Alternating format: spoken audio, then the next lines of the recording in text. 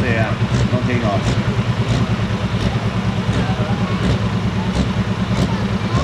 Ja, grön flagg för Martin Göransson och Blue Viking.